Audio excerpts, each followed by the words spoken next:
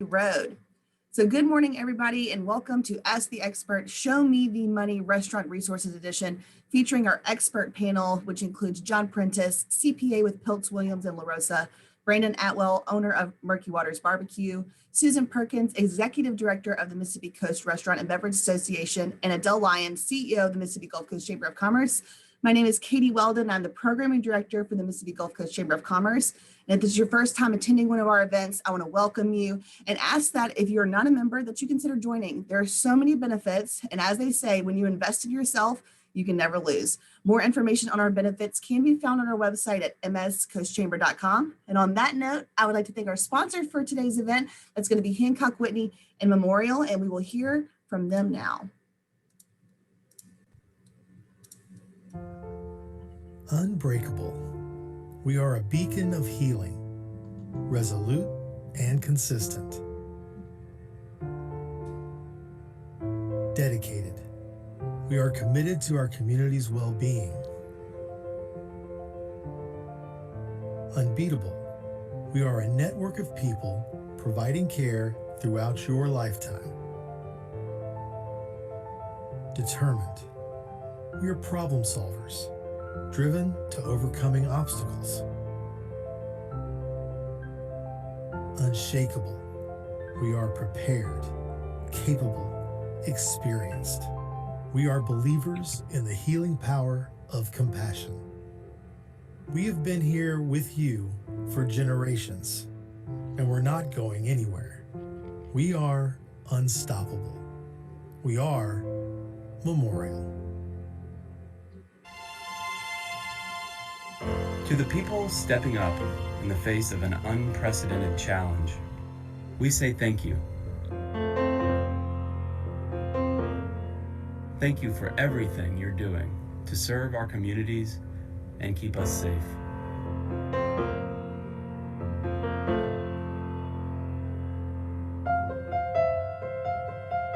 To the people of Hancock Whitney, thanks for being the ones our clients can count on.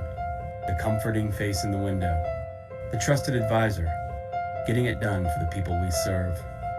Because even though it feels like everything has changed right now, it's reassuring to see that some things haven't. I'm Heather. I'm RJ. I'm Sinead. I'm Stephen with Hancock Whitney. I'm Zanae with Hancock Whitney, and I'm here to help. We'll get through this the same way we always do, together.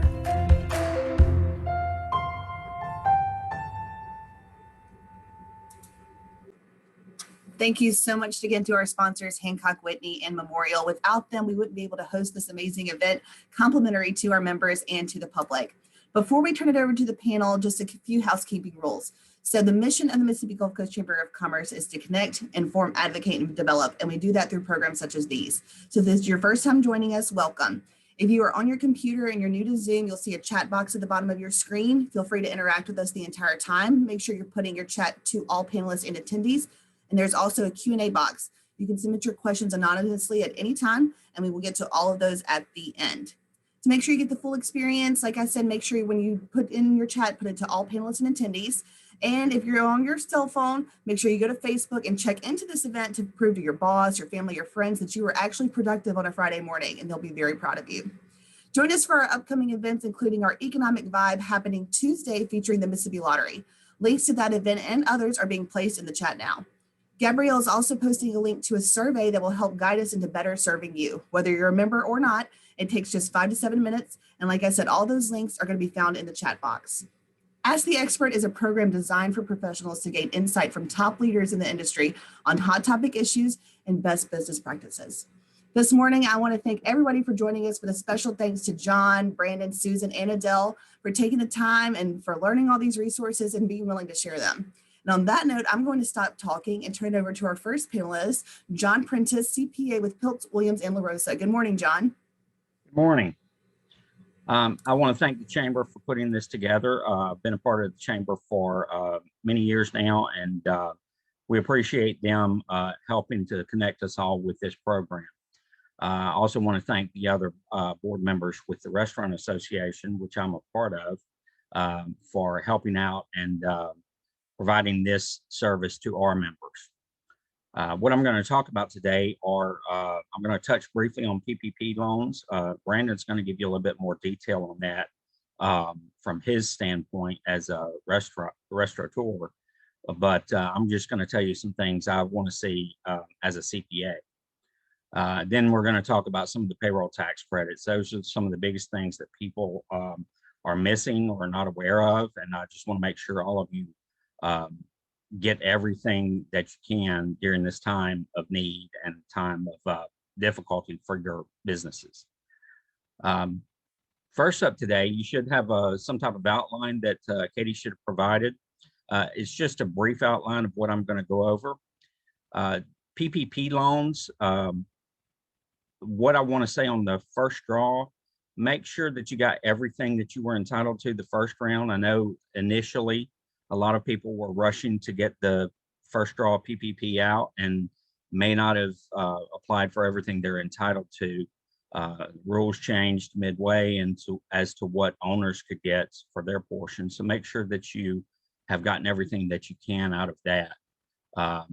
A lot of people are concerned with the forgiveness application about when it's due.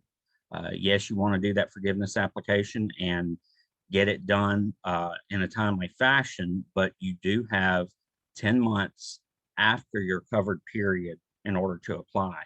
So the covered period is basically starts from the time that you got the loan until either the 8-week or 20-week period, which you choose to use.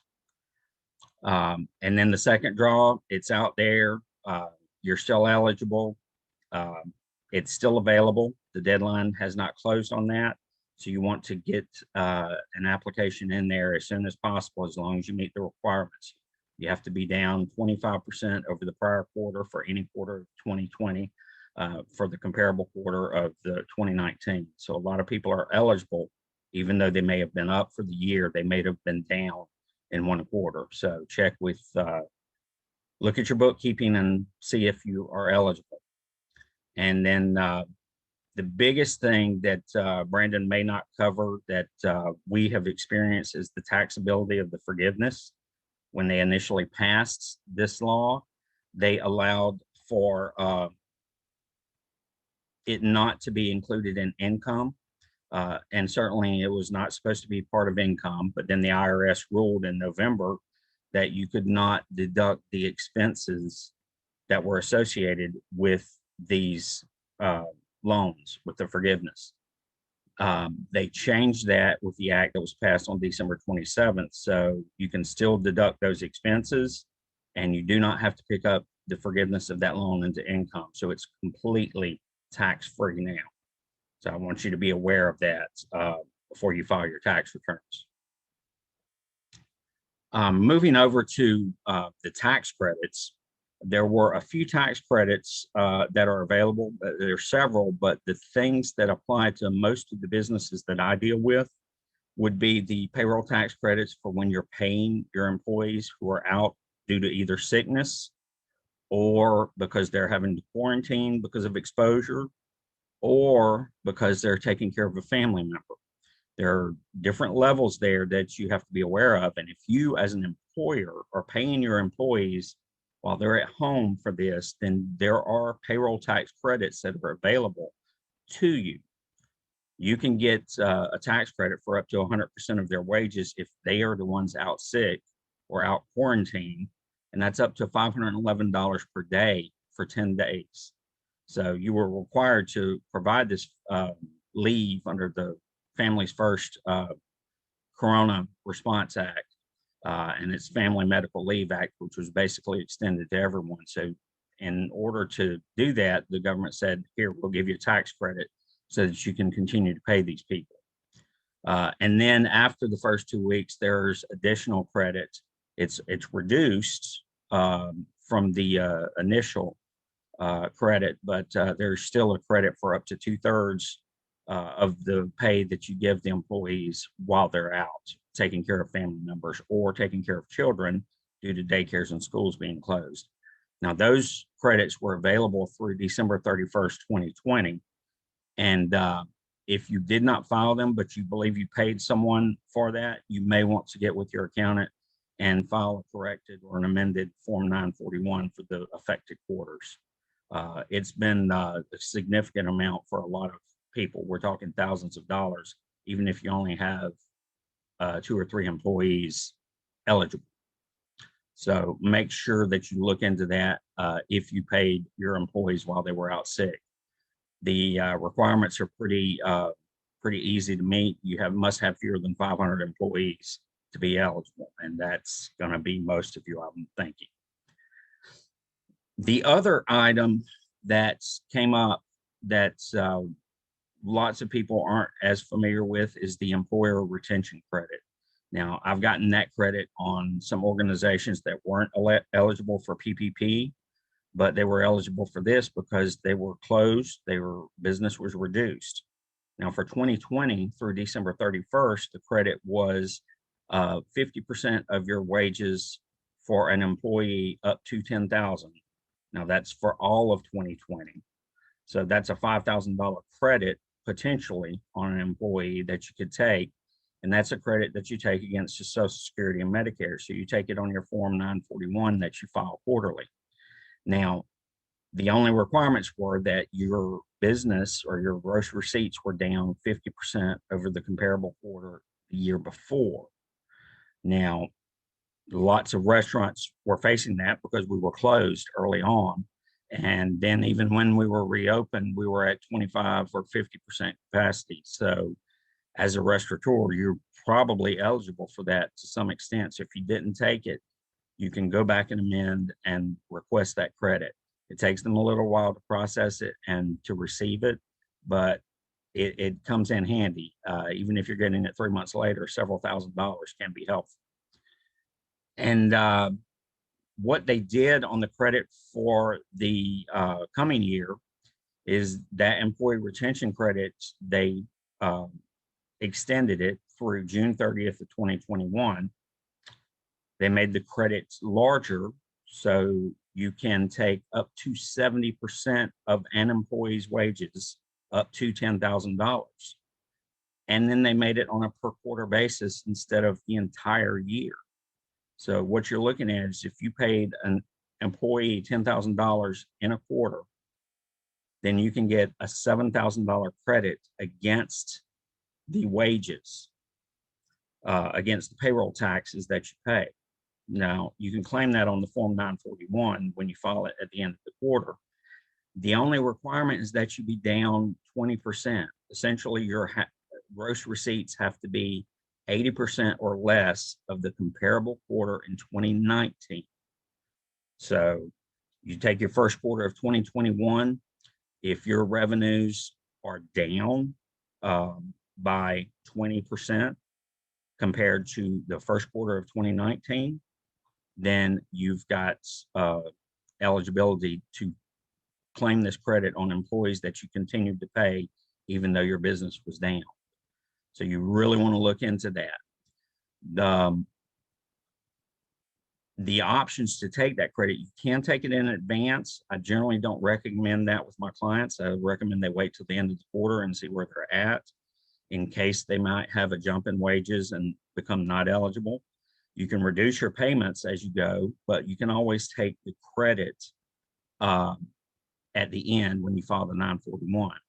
So when you're looking at a credit of $7,000 per employee, that can add up pretty quickly. So you want to pay attention to that and not miss that when you file. Now that's eligible for the first quarter and then again for the second quarter. And that's measured on a quarterly basis. So we want you to take advantage of that credit. It's there to help you.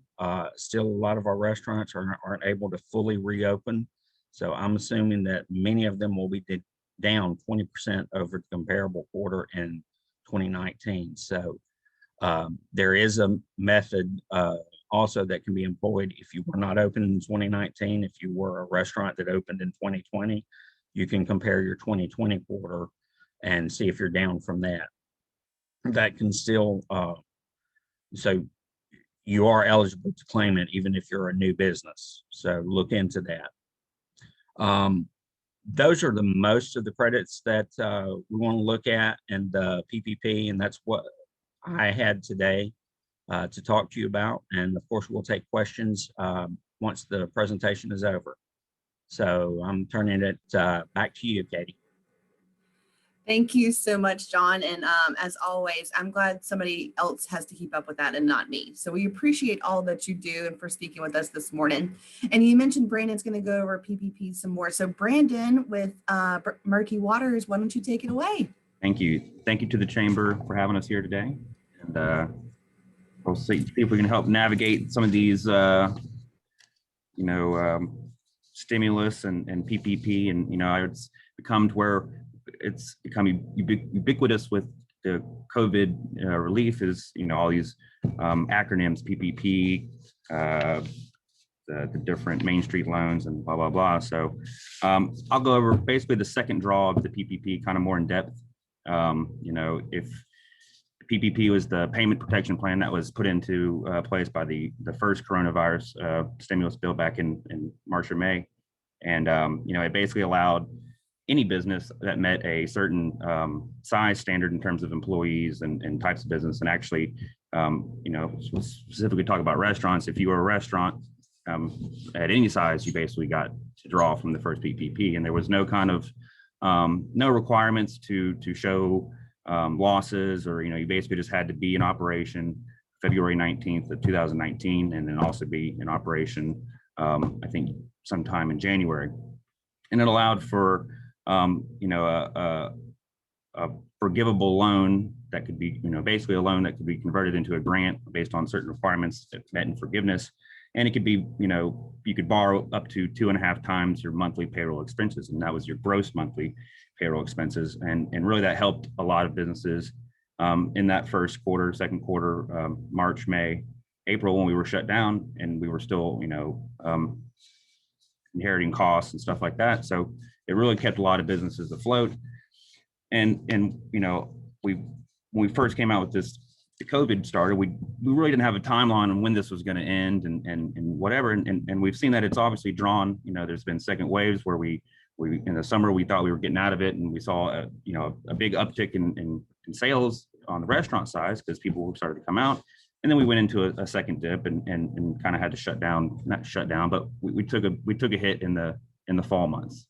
And so Congress appropriated a second draw PPP that allowed for you to, if you were still struggling or you still required capital infusion, then you could draw from this. And the second PPP, it has a little bit more caveats, but I know for restaurants, it's really probably the best lifeline that you can pick up or you can access.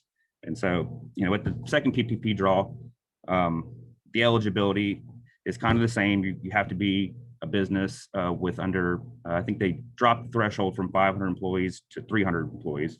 And for restaurants, that's per physical location. So if you have multiple restaurants, you really can, as long as you don't have 300 employees at each restaurant or more than that, then you're able to draw from this. And what they did in the second PPP, really helped restaurants is they upped the borrowing threshold from 2.5 times to 3.5 times your payroll.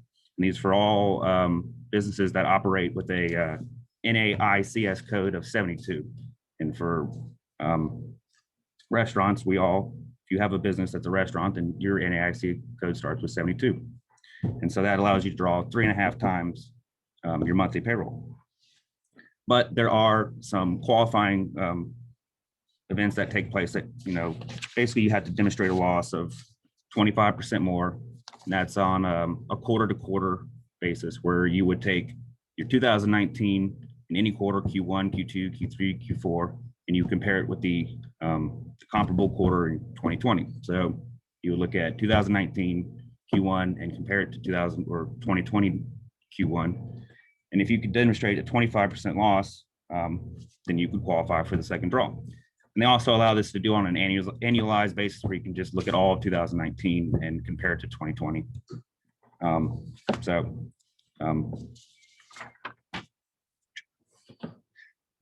yeah, those are the qualifying events.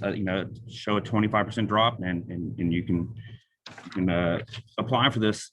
The other kind of caveat with the PPP is they really want you to have an existing business or banking relationship. So you don't really get to just go online to SBA.com or gov and fill out these applications. You really have to go with whoever you have a deposit account, what bank you have a deposit account. So if you have Hancock Whitney, go to your Hancock Whitney banker and tell them you're ready to apply. And it's kind of easy. If you did the first draw, it's almost the exact same documents that were required in the first draw that you would use for the second draw. So if you did a first draw, go to that exact same banker, say, I want to do a second draw. You should have somewhere on files, the 941s, the quarterly tax statements. Then you're going to have to put together some kind of profit and loss statement that shows you demonstrates your loss from 19 to 2020. But yeah, so you get the 3.5 times, and you can use it same stipulations as the first draw. Payroll expenses, they've actually dropped the threshold. You're required to spend 60% of the draw on payroll expenses, and then 40% can come from utilities, rent, interest on mortgages. There's a whole list of qualifying expenditures, but they've dropped that threshold of where you needed. I think before it was 80%. That 80% had been spent on payroll, and now it's down to 60. So they've kind of making it easier to get these things forgiven. Same forgiveness period. You got an 8-week to 24 or a 8-week period or a 24-week period that you can choose to use to get this thing forgiven. And like John said, you have 10 months after the draw that you can take it. What's good for restaurants is in the second PPP, they've made the process a lot easier if you draw under 150. So any loan up to $150,000, it's essentially a 1-page application, and my understanding is a 1-page forgiveness. So anything up to $150,000, it's kind of a much more streamlined, easier process than if you go over 150. Then you're going to have to submit a lot of qualifying documents, and then in the forgiveness period, it's going to be a lot more difficult. So, for the smaller restaurants who can't even get their monthly payroll, wouldn't even get them over that $150,000 threshold, they've kind of made it easier. Just it's a 1-page application, get your money. When you're ready to forgive it, it's a 1-page forgiveness. And you kind of just sign it's like an affidavit you would sign and say, hey, we spent the money on payroll and it's forgiven. Then there's some caveats with, they've made it to where before your EIDL money, if you took any kind of emergency, forget the economic industry, just disaster loan, but none of that gets taken away from the amount that you can qualify for the PPP. I don't think of anything else. Same terms. If you don't get it forgiven, it's a 1% non-compounding, non-adjustable basis. The 1% loan basically for 5 years. So at the end of the day, you need the money, and even if you don't necessarily can demonstrate that loss and you get it approved, you're only on the hook for a 1% loss. It's a manageable, it's a serviceable loan, especially at a time if you absolutely need that capital. So the PPP loan it's probably, like I said, it's the best instrument for restaurants to get capital, especially if they're in need. You need to spend it on some kind of business expense that will help generate income, then get the PPP. At the very worst, you're at a 1% 5-year loan. That's basically all I have for the PPP. Just some other tips for the restaurants, and keeping your profit up during these times is pricing. You've noticed, our supplies, our food cost, everything's in flux right now. It's one day cheese is up, the next day meats are up and bread's up, and then they go back down. And you really have to keep your pricing in line with your cost. That becomes our biggest issues with restaurant is benchmarking prices, just thinking that the customer won't pay more than $8 for this item because that's just historically been the price for it. But at the same time, your cost for that product has gone skyrocketed. So your profit is you're losing money on the item. So keep your pricing adjusted. Go to these QR codes where you can basically digitize your menu. People can scan a QR code off your table, and you can change those prices pretty fluently fluidly, just by typing up a new menu and getting it to a QR code. And you don't have to worry about the print cost of menus and so, and that's, you got to have that kind of cost awareness strategy in this time, because you maximizing revenues, you got to, at the same time, you got to cut costs. So, change your pricing, make sure you're getting the revenue, and then go back and do a cost analysis. Say, hey, what costs are producing income? What are income producing costs? And which costs, are not income producing? Which ones are just I'm paying just to have, new paint on the wall, or I don't know, just go do a good analysis. I mean, sit down with your CPA and go over your income statement and see where is your fat, what fat can be cut, how do we maximize the revenues, and how do we minimize our costs. At this time, you have to keep a profit, and it's tough right now. So, but other than that, that's all I got, and I'll take any questions at the end. Awesome, Brandon. Thank you so much. And, we really appreciate all that you've done. And Murky Waters, anytime I go to any of your restaurants, they're completely packed all the time and always out of burnt ends. And I think I'm always the last one to get those. So I feel like now I have the hookup, so we'll be reaching out about this. Thank you again, Brandon. Now we're going to turn it over to Susan Perkins, who is the Executive Director of the Mississippi Coast Restaurant and Beverage Association, and Adele Lyons, the CEO of the Mississippi Gulf Coast Chamber of Commerce. Good morning, both of you. Thank you so much for joining us this morning. Good morning, Katie. Good morning, and thank you, Susan. This was, gosh, I don't even remember. Several weeks back, I called Susan and said, hey, do you want to partner on something that we can present specifically for restaurants? Chamber, we certainly have members. And of course, Susan also has those members, and we wanted to try to bring something to you. Certainly this is not just for local restaurants. We may have chain restaurants that are on the call as well. I feel like they have a few more resources at their disposal. But it's our local restaurants that make up the culture of our community, and it's where we go for holidays and birthdays and celebrations. And so, I don't want to live in a community where there are no local restaurants. And so I certainly want to do everything we can here at the Chamber to help those folks survive. What we wanted to do now, I think Katie's going to throw up a resource page. We've sent you the link of that, but we also can send it out after the fact. But it's a lot of information here, a lot of links, which the one that you have, you should be able to click on those links. So I'm going to go through a few. Susan's going to go through a few, and they're in no specific order. But what we've tried to give you is some organizations that can be helpful to you and have things to offer to you. So some of them, like, government contracting, you think, that's not for me. I'm a retail restaurant. But there are contracting opportunities on the various military installations that offer locals to come in and have a location there. So that's something to look at. The Secretary of State's office has the Y'all business that has just a lot of good information about business startup. And that's also going to be where, you're going to look at the one-stop shop that they have that's very helpful. The state of Mississippi has a lot of good information. SBA, let me stop there for 1 second. So besides, you heard the SBA's name mentioned a couple times here already, but currently Hurricane Zeta disaster loans are currently open and available. So you could apply for those loans over and above your PPP. I mean, it's something certainly to look at. Disaster loans are done through the SBA.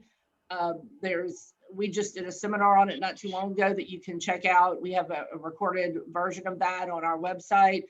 But those are open through March 31st. So if your business had any physical damage, your roof got damaged during Zeta, you had flood water come in, etc., there's disaster loans available that you may want to look at. Those are loans. They're not like PPP where they're forgivable. So there is interest to be paid on those, but it's pretty reasonable. Also, there's an economic disaster impact. I can't remember the exact name of it, but if your business was impacted economically by Zeta, so let's say your restaurant's on the beach and the road was messed up and closed, and you didn't see people coming in, you didn't see people coming to do pickup because of Zeta. There's loans for that, so you may look at that as well. You've got several federal agencies listed there. The IRS, gosh, everybody knows who the IRS is and what they do, but certainly you want to make sure you've got that. We've got the Census Bureau on there. That's good information if you're putting together a loan package or a business plan. You may want to look at demographics and things like that. Department of Commerce, Department of Labor. The local staff person there is Nicole Williams, and I think Susan may talk a little bit about that. She's, I think, maybe got something in the works with Ms. Williams, about tips, employees, and et cetera. So Department of Labor gets a little bit, I don't want to say hairy, but a little bit more complicated with restaurants than it does with a retail, say, business. I'll stop real quick at the National Restaurant Association.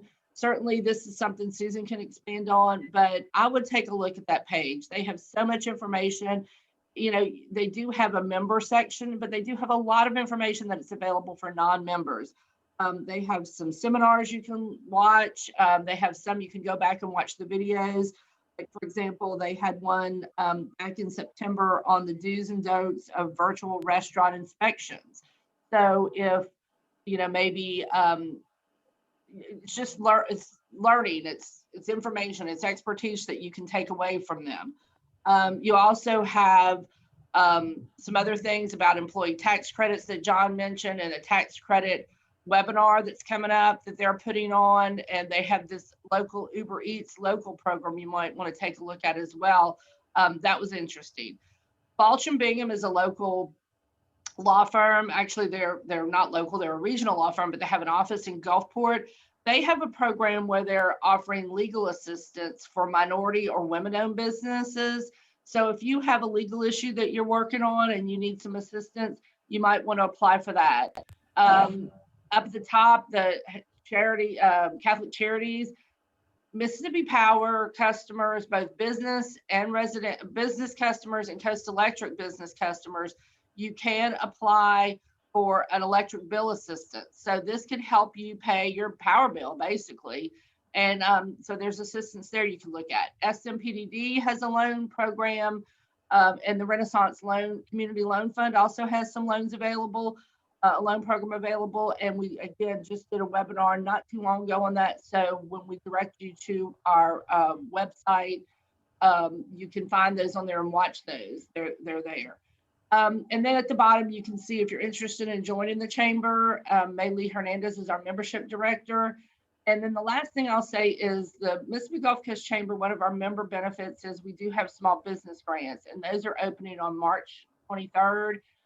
We have a variety of different divisions. We have a women-owned business grant, we have a veteran-owned business grant, we have minority-owned business grants, and then we just have our general division. So if your business is in Biloxi, you can apply to the Biloxi Chamber. If you're in Gulfport, you apply to the Gulfport Chamber.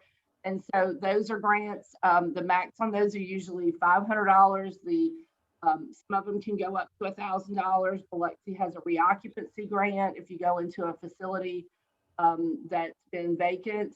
So those are things that we make available to our members if you're interested. And then the last thing I'll jump on, and Susan may talk about this a little bit as well, is we are keeping an eye on the Restaurant Act that is currently making its way through Congress.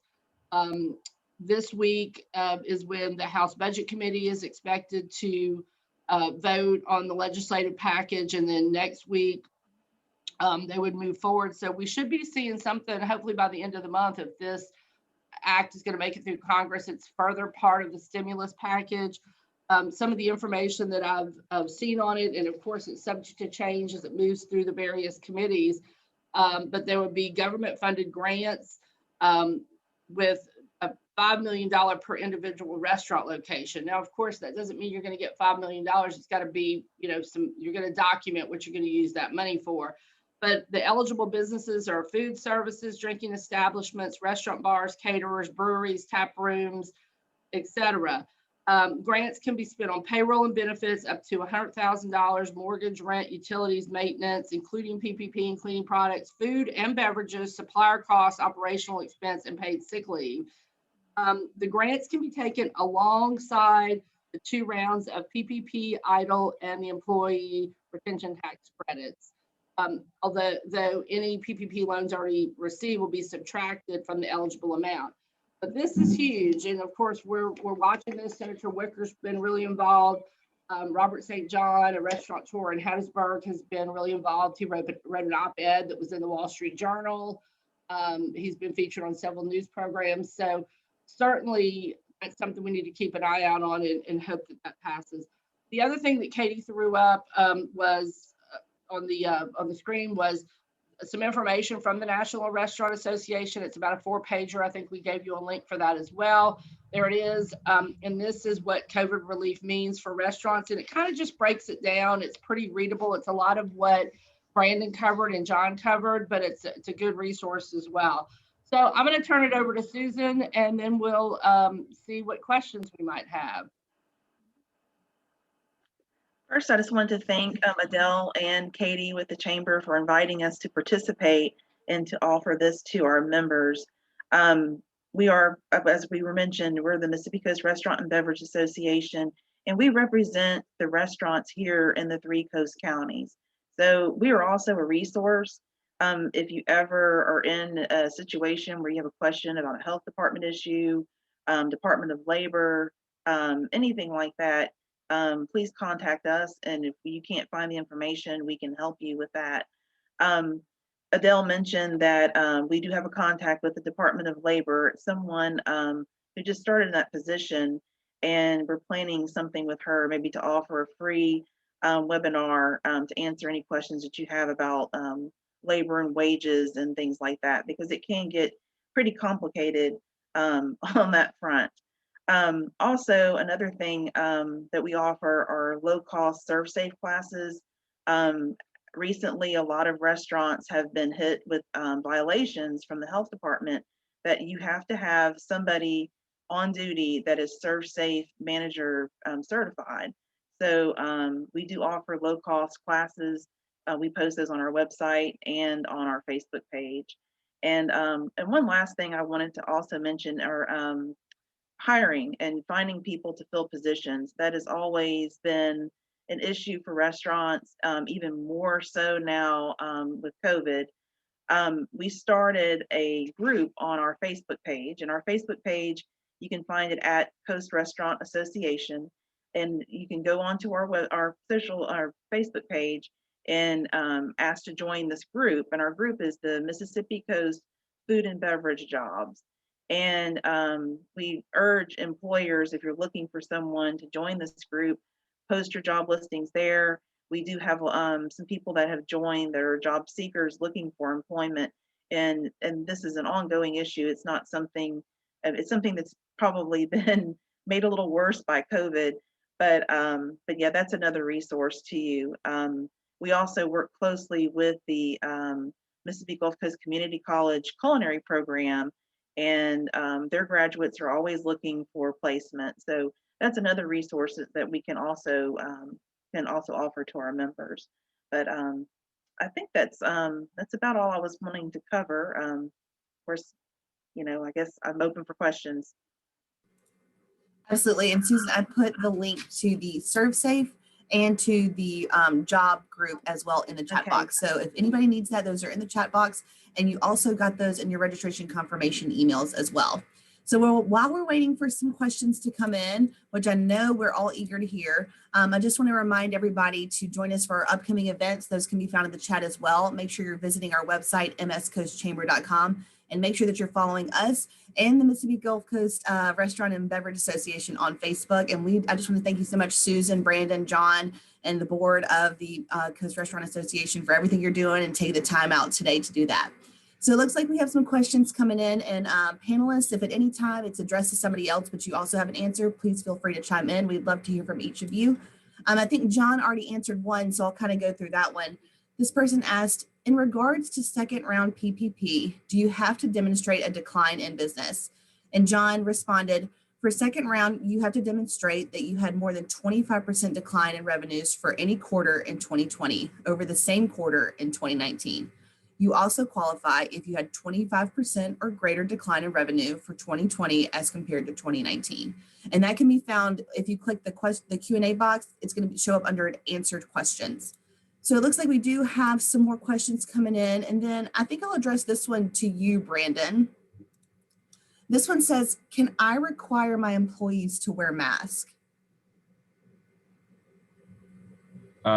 Yes, I mean, technically we're under a government mandate for, any employee that is definitely customer facing is required to wear a mask. So that is a mandate by the governor of Mississippi, and yes, and obviously the enforcement is the issue and who needs to enforce it, but technically, yes, under the mandate by the governor of Mississippi, employees are supposed to wear masks. Perfect. And Susan, have y'all got any questions about this, or have restaurants reached out to you about the protocols for this? Do you have any experience in that? Initially we did, and that's another thing on the health department website. They do list the current executive order from the governor, and that has a lot of detailed information about capacity and seating and mask mandates and things like that. So yes, it's come up, but I think now, since we've been kind of in the swing of things for so long, I think people kind of gotten used to it. Sure, and I've put that link that Susan's talking about on the chat box as well. So if you want to click that, like she said, it's got the governor's orders, and it's got a whole bunch of great helpful links, very easy to use. Thank you, Brandon and Susan. So John, I think this one may be best for you. It says, are there any specific relief funds for Mississippians, not just federal? What I do know of has already passed. The Mississippi Development Authority had some grants out there for specifically geared towards those self-employed individuals, small business concerns. There was up to $3,500 available, and then another $25,000 grant. But as far as I know, those have expired. I would say, Adele, do you know of anything, or Brandon, have you heard of anything? But that's all that I know of. Yeah, I don't know of anything either. When I was thinking the same thing. MDA offered some grants early on from funding that they received through Congress on the first stimulus package. And I don't know of anything specifically for Mississippians. Everything else is being offered through the federal government that I'm aware of. Okay.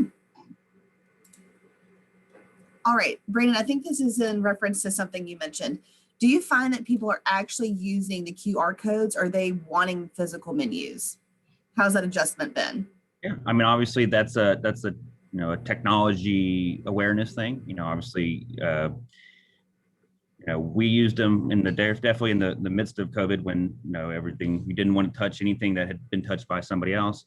So I think what we did is one, tell our waiters or our people who talk to the customers, teach them how to open their phone and scan these codes. And honestly, for in my circumstance, sometimes Murky is dimly lit anyways, and it's hard to read these physical menus. I see people with their phones and they're had the flashlight on, but these QR codes are you're going to see these things past COVID. I mean, like I say, we can update our pricing through them very quickly. And obviously there are going to be people who still want the physical menus, and I think what we're probably going to shift to is you'll keep more of a paper thin, we'll have physical copies, disposable paper copies. If you want a physical copy to read, here's a physical, here's the physical piece of paper. After we're done, we throw it away. But I mean, we're seeing adoption of the QR codes, more than we thought we would have. And like I said, it's easier. People spend their whole life on their phone anyway. So, why not read the menu at the restaurant, before, off your phone. So I think we actually are seeing a good adoption of the QR code usage. That's actually great news, because like you said, some people are just a little bit hesitant when it comes to trying something new. So I'm glad that's been working out for you. Adele, I know that the chamber has been doing some stuff with QR codes. Did you want to touch on that? Yeah, I think QR codes were something that had been popular and then they sort of faded away, and they've definitely made a comeback, and we're using them a good bit on our flyers for our events And we don't have a whole lot of physical events, but we're using them for the flyers, and it's just a way to give people a lot of information right there. And it seems to work out pretty well. I'm going to be honest, I don't know what app or program we're using for that. And Brandon, I don't know what you're using. We use Canva. You might give people a shout out on which one you use, that if they're not sure what to do, where to go for that. I will say quickly that all the speakers have agreed to share their contact information. We'll have that in the chat, so that if you had a question for Brandon, how did you do this for Murky Waters? So I can do it for my restaurant. I think he's willing to help y'all out a bit on that, so he can tell you as well. But Brandon, I'm not sure what y'all are using. I mean, like QR codes, for those who don't know what a QR code, it's essentially it's a very complex barcode, where you would go to the grocery store and they scan your thing. A QR code is that, but in kind of a three-dimensional, where you can make a QR code write out an entire amount of text. It's completely customizable to say whatever you want. And what we've been using them to do is we have it to where you scan the QR code and it basically spells out our website address. So it's just going to redirect you to a website link where I have a PDF of my menu set up through my website. Now I use Wix. There's Squarespace. There's all kinds of internet, website builders, and you can basically just upload a PDF of your menu to your website. Go to qrcodegenerator.com, type in your website address, and it's going to generate a code that you can basically copy the image and put it on your menus, put it on the internet, put it on a sticker that's on your table. So the actual generating of the QR codes is free. Go to, like I said, qrcodegenerator.com. You just need to find a website to link it to, and we've seen it. There's resources, or like your POS and some Square, or I use a website for our menus for our beer taps. If you come to Murky Waters, there's usually a screen that shows all of our beer listings. They actually they'll host you can upload your menu to these sites, and they'll create the QR code for you, and then you have basically an image file that you can post anywhere. So it's kind of, like I said, the technology behind it is hard for some people to learn, but like I said, you'll have my contact information, and like I said, I'm also the president of the Restaurant Association, so anything goes through Susan, give us a call. We're more than welcome to come out there and help everybody learn these QR codes, or learn anything that that they're not knowledgeable on. That's great. Thank you, Brandon and Adele. And Susan, did you want to tag on that? I'm curious if restaurants have reached out to you as to hey, how can we keep up? I saw Murky Waters is doing this QR code. Is there anything else we're missing? I've dined out at some local restaurants and have noticed that they are going to the QR codes, and from what I've seen, people don't seem to they're getting used to it. The only time I've ever seen anyone have an issue, maybe someone that's elderly or something like that, may need some assistance. But for the most part, it seems like you don't see anyone fussing about it or anything like that. But I haven't really heard anything as far as keeping menus updated and things like that from the members.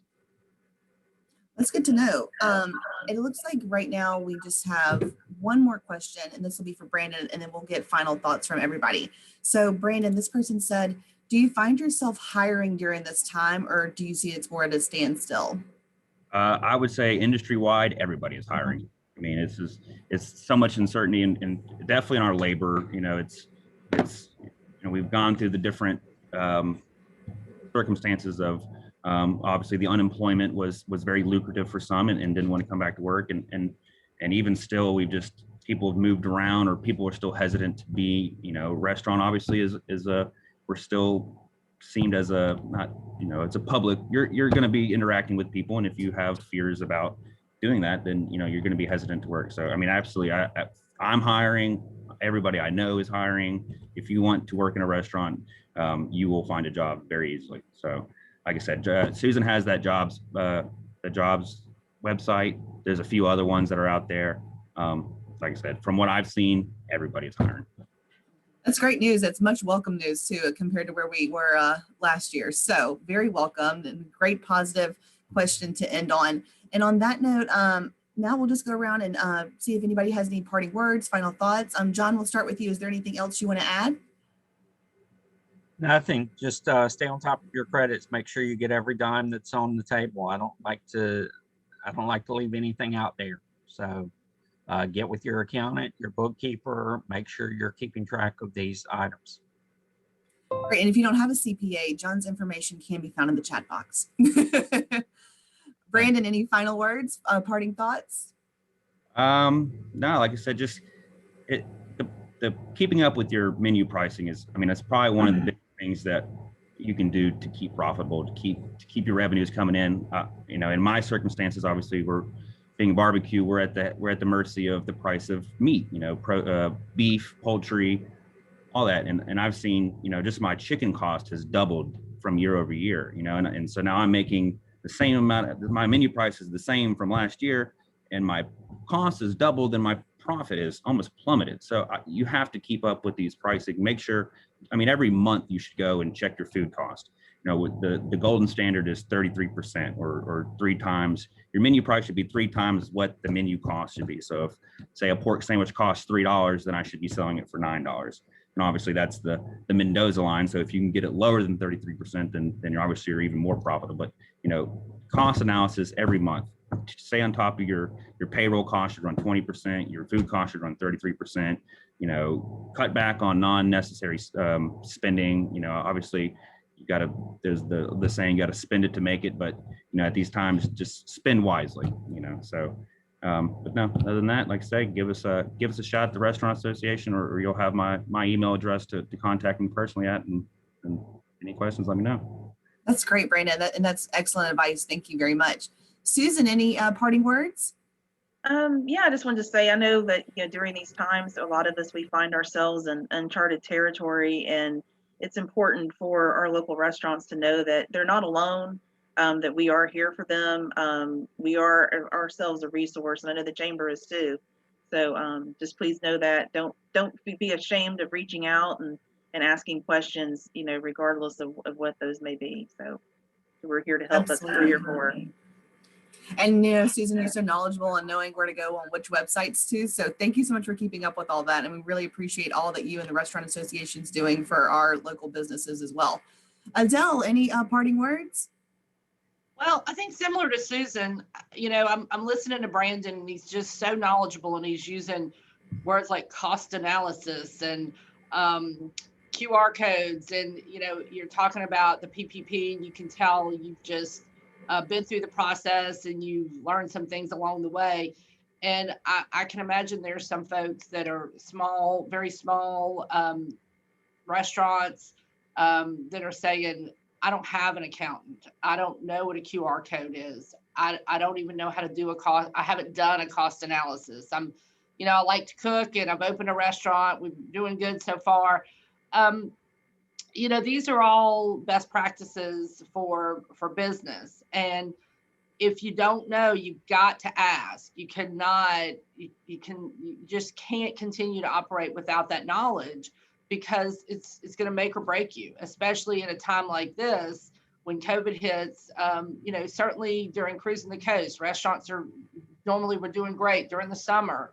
You know, they're packed out, Mardi Gras, you know, day and things like that, people going out after balls or parades. You got to take advantage of the resources that are out there. You've got to ask questions. You've got to pick these folks' brain. And, you know, you may think, I can't afford a CPA. I can't afford an accountant or a bookkeeper, but get the information and find out. You know, you may be surprised to know what it really costs, and how helpful and the things it's going to take off your plate, so you can work on your restaurant and your food, you know, and your customer service and your human resources and everything. I mean, there's a lot on everybody's plate. I keep using the word plate in restaurants. I feel like I'm being kind of corny with that, but I don't mean to be. But you know, I just it hurts my heart to see some of these small local restaurants that are struggling, and you know, we want them to be there, want them to survive. So you know, maybe here's another restaurant pun, you know, swallow your pride and go out there and find those resources and take advantage of them. But I will say just real quick, and maybe if you can just answer a quick question. So Brandon, when you first started looking at the PPP, was this something, I think you've got obviously a food background, but you obviously have really got your business skills up to par as well. Was this something that was just foreign for you and you were like, what do I do? Where do I go? How long did it take you, or was this something that the process, you just said, I got to do this. I got to get in to make the difference. Because y'all are in the process of opening another restaurant, aren't you, in Bay St. Louis? So, the timing on that's probably a little bit crazy as well. Yep, it's been obviously the timing for that has been good and bad. We're thinking we're going to get open by March or April, which will probably be a good time to open a restaurant in the climate. But in terms of the when it all went down, the timing of the shutdowns and everything. I mean, I remember I got called into Mayor Hughes's office to talk with him, and he was telling us that this was going to be bad and we should expect for some kind of business interruption. And this was in March, and then by 2 weeks later, the whole world was shut down, and then it was just like overnight we lost 80% of our revenue in the month of April. And I have 100 plus employees, and like we were talking with Katie earlier, that they rely on, they've got kids and this has got families, and so we actually came out of pocket and paid our employees 2 weeks into the shutdown full salaries, everybody's full salaries, and we were doing it in hopes that there would be some kind of assistance, and for about 3 weeks there we had no idea what that assistance would be. There was rumblings in Congress of the Relief Act, but this was an unprecedented event, so there's not a funding mechanism. We've all been through hurricanes and we know how FEMA works, but this is not a hurricane. This is a nationwide pandemic. So luckily they came out with the PPP. They basically, when the government announced the stimulus and the PPP, they more just like, hey, don't worry, we're gonna take care of business, and that was kind of a relief for us. And that's why the first PPP loan that you could get didn't have any decline, didn't have any revenue restrictions. It was just like, if you're a business that has under 300 or under 500 employees, then you qualify. And that really, once we knew that it was available, we were pretty expectant to get it, but the process was still arduous from the time that I even applied, and John will attest this, but SBA has changed their guidance on these rules just over and over and over. We're going to tax you, we're not going to tax you. So I mean, there was just up until that money transferred into the account, we were biting my fingernails off. So then we got it, and then realized that we probably didn't need to stress as much during the shutdown. But yeah, it was difficult, and navigating it was something completely new to me, and there is I've talked to people who had trouble with it, and it's a lot of just form filling and getting out. A lot of people learned out what their Form 941 is, and before that nobody knew what their federal tax, payroll tax, all these different statements that you had to gather for the PPP. So I mean, there's been a huge learning process. And people have really probably gotten a lot closer with their CPAs and their people their lawyers, and it's definitely been a learning experience for all of us. But it worked out, and I think, like I said, PPP has been probably a lifesaver for a whole lot of businesses, a whole lot of restaurants. I think if you hadn't seen the PPP come into play, then we would have seen a 50% closure rate through our restaurants. And so it really helped your favorite restaurant stay afloat. Excellent. Thank you, Brandon, for sharing, and thank each of you for keeping up with all these resources and for being so knowledgeable and for being willing to share that with our members and with the public today. On that note, like I said, thank you all so much for joining us. And if this is your first Zoom with us, thank you so much. If you're interested in joining the Mississippi Gulf Coast Chamber of Commerce, we would love to have you. You can go to our website, mscoastchamber.com. And if you're interested in joining the Mississippi Coast Restaurant and Beverage Association, Susan's information can be found in the chat box and also on the resource page that was emailed to you in your restaurant confirmation email. Thank you again to our sponsors, Hancock Whitney and Memorial. And once again, thank you so much to John, Brandon, Susan, and Adele for being with us this morning. Check out our upcoming events at mscoastchamber.com. And on that note, I hope everybody has a great Friday and a safe weekend. We'll see you later. Thank you. Thank you. Bye.